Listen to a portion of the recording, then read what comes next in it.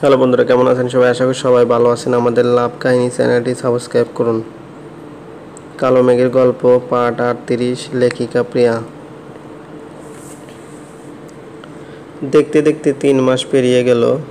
খান সাহেব এখন পুরোপুরি সুস্থ, হাঁটাচলা করতে পারেন। নুরি শ্বশুর বাড়ি যাবে কি যাবে না এই নিয়ে দুটানার মধ্যে আছে। অনেকবার তোবা আর ওর মা ফোন করেছিলেন যাওয়ার জন্য, কিন্তু খান সাহেব নারাজ। উনি চাইছেন না নুরি আর ওই বাড়িতে যাক। খান বাড়িতে আজ পারিবারিক সমাবেশ। এখানে ওনার সব ছেলের বউ, নুরি, বাচ্চারা সবাই উপস্থিত। উকিল সাহেবও এসেছেন। ড্রয়িং রুমে সবাই খান সাহেবের অপেক্ষা করছে। ধবধবে সাদা পাঞ্জাবি, পায়জামা আর সাতেল শাল কাঁধে জড়িয়ে মেঘের হাতটা ধরে এগিয়ে আসছেন খান সাহেব। একদম আগের মতোই লাগছে, যাকে দেখে ভয়ে কাঁপত লোকেরা, যার একটা কথা হাজার কথার সমান ছিল। এতদিন পর ওনাকে এভাবে দেখে যেন সবাই থমকে গেল।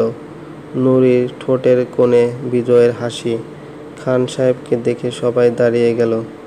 ক্লাসরুমে আসা শিক্ষকের মতো উনি সবাইকে বসতে বললেন। তিনিও মেঘকে কোলে নিয়ে বসে পড়লেন। আমি তোমাদের সবার কাছে থেকে মতামত চাইছি। তোমরা সবাই আলাদা হতে চাও, তাই তো? নওশাদ: বাবা, আলাদা থাকা কিংবা একসাথে থাকা নিয়ে আমার কোনো আপত্তি নেই। আপনি যা ভালো বোঝেন। বড়ভাবি: হ্যাঁ বাবা, আপনি যা বুঝেন, আমাদের কোনো অমত নেই। রোমান: বাবা, এত বড় যৌথ পরিবার এখন আর কারণ নেই।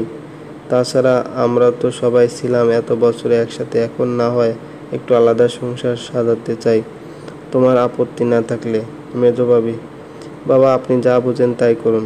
রিশাদ: আমারও কথা বাবা, আর একসাথে থাকতে চাইছি না। এত বড় পরিবার আর ভালো লাগছে না। ছেলে মেয়ে বড় হচ্ছে, ওদেরও কিছু আলাদাভাবে শান্তিতে থাকা উচিত।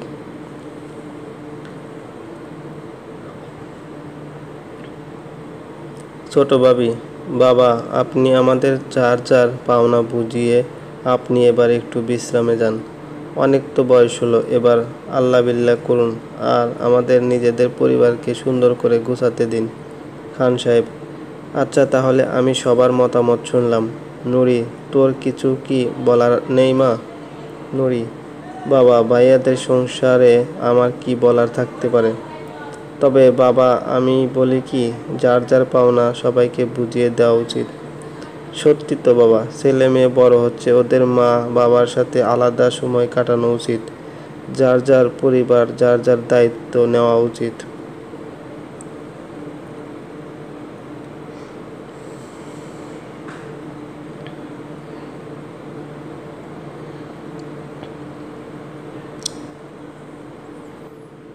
খান সাহেব: সবাই সবার মতামত জানালে, এবার আমার মতামত শোনো তোমরা। আমার সম্পত্তি আমি 3 ভাগে ভাগ করেছি। রিশাদ: ঠিকই আছে বাবা, আমরা 3 ভাই, তাই 3 ভাগে ভাগ করা উচিত। রোমান: বাবা, এই বাড়িটা আমার নামে দিয়ে দিন। আমার একটা মাত্র ছেলে, ও এই বাড়িতেই থাকুক। ছোট ভাবি: কি বলেন মেজো ভাই, এই বাড়ি ওনার ছোট ছেলের পাওনা। নওশাদ: বাবা, আমার তো আর ছেলে নেই, তাই এত সম্পত্তি আমার দরকার নেই। আমার ভাগের অর্ধেক নুরিকে দিয়ে দিন।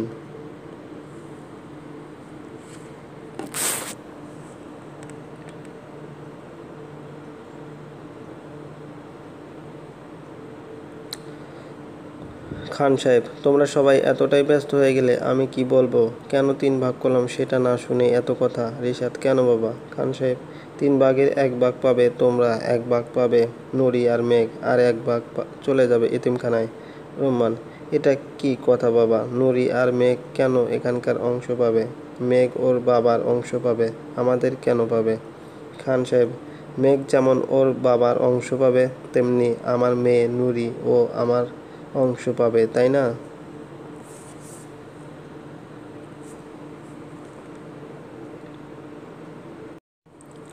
রিশাদ: তাই বলে আমরা 3 ভাইয়ে মিলে যা পাবো তা ও একলা পেয়ে যাবে? ছোট ভাবি: তোমার বোনের চালাকি বুঝলে না? দেখলে না এসে কিভাবে বাবার যত্ন করে সুস্থ করলো? তোমার বাবা সুস্থ হওয়ার আনন্দে মেয়েকে অর্ধেক দিয়ে দিলেন। খান সাহেব, সবাই একদম চুপ থাকো, না হলে এক আনাও পাবে না।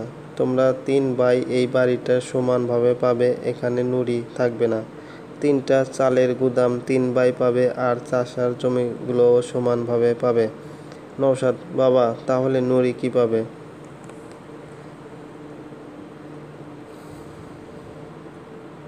খান সাহেব, নুড়ি আর আমি আমাদের পুরানো খান বাড়িতে থাকবো। তোর মাকে বিয়ে করে আমি সেই বাড়িতে তুলেছিলাম, তারপর এই বাড়ি বানিয়ে এখানে আসি। আমি আবার আমার শিকড়ে ফিরে যাব। আর নুড়ি আমার স্কুল আর এতিমখানাগুলো ওই এসব কিছুর দায়িত্ব নেবে। আর আমরা বাবা মেয়ে শহরে বাসা ভাড়া দিয়ে চলে যেতে পারবো। ছোট ভাবি, আপনার শহরে বাসা আছে সেটা তো আগে কখনো শুনিনি। খান সাহেব, শুনলে কি হতো বৌমা, সেই বাসা দাবি করতে নাকি? শহরে আমি কাউকে না জানিয়ে 4 তলা বাসা কিনেছিলাম। ইচ্ছে ছিল আমার 3 ছেলে আর মেয়েকে নিয়ে সেই বাসায় উঠবো। তোমাদের সব কিছু দিয়ে দিলাম, এবার শুধু আমার মেয়ে আর আমার বাসা আর পুরনো বাড়িটাই রইল।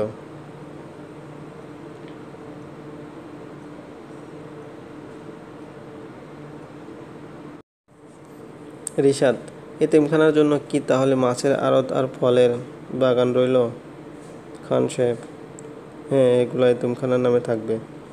রোমান, বাবা আপনার ব্যাংকের টাকা দিয়ে আমি বাসা কিনেছিলাম, তাই আমার ব্যাংকে কোনো টাকা নেই। রিশাদ, বাবা এতদিন সব কিছু আমরা দেখে রাখলাম আর শেষে কিনা এই অল্প কিছু পেলাম। খান সাহেব, আমার বাবার কিছু ছিল না, আমার চরম মেধা আর তোমাদের মায়ের ধৈর্যের জন্য আমার এত কিছু হয়েছিল, আর আমি তোমাদের জন্য করতে পেরেছি। তাও তোমাদের কাছে অল্প মনে হলে এবার থেকে তোমরা নিজেরা পরিশ্রম করে আরও বেশি কিছু উপার্জন করো।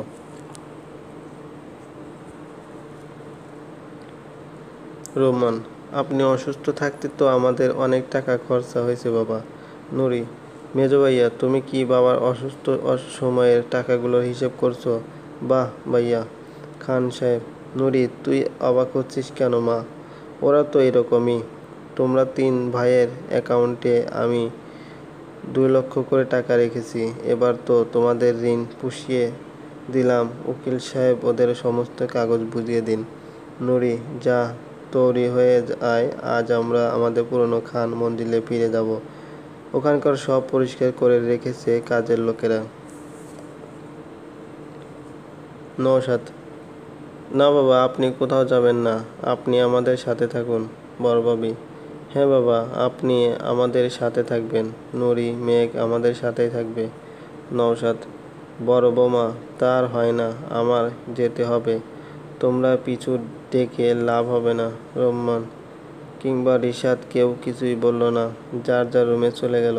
বিকালে গাড়ি এসেছে, মালপত্র আর কাপড় চোপড় গাড়িতে তুলে দেওয়া হলো। খান সাহেবের প্রাইভেট কারে করে নুরি, মেঘ আর খান সাহেব গ্রামের পশ্চিম দিকের পুরনো খান বাড়িতে চলে যাচ্ছেন। মুন্নি, তিন্নি, জায়ান, তিয়াস সবাই দাদু ফুপি মার জন্য কান্না করছে। বড়ভাবি তো হাউমাউ করে বাবার পায়ে পড়ে কাঁদছেন যাতে ওরা না যায়। খান সাহেব রাগী এক কথার মানুষ, উনি আর ছেলেদের সাথে থাকবেন না। খান সাহেব পুরনো বাড়িতে আসছেন শুনে গ্রামের অর্ধেক মানুষ বাড়িতে ভিড় জমিয়েছে। ওনারা গিয়ে ঘরে প্রবেশ করলেন। ইটের তৈরি ঘরের বেড়া, টিনের চাল, 3টা রুম আর একটা রান্নাঘর। কাজের জন্য একজন মাঝবয়সী মহিলা আছেন। খান সাহেব একটা রুমে প্রবেশ করে দরজা লাগিয়ে দিলেন। হয়তো কিছুক্ষণ পুরনো স্মৃতি নিয়ে বসে কাঁদবেন। নুরি এই বাড়িতে প্রথম এসেছে, ওদের পুরনো খান বাড়ি আছে জানতো, তবে আসা হয়নি।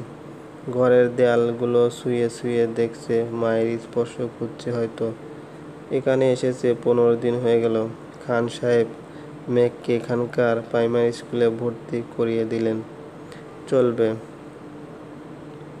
বন্ধুরা, আমাদের এই গল্পটি যদি ভালো লাগে অবশ্যই একটা লাইক, কমেন্ট, শেয়ার করবেন। আর একটি কথা, এখনও যদি আমাদের এই চ্যানেলটি সাবস্ক্রাইব না করে থাকেন, প্লিজ সাবস্ক্রাইব করুন। ধন্যবাদ।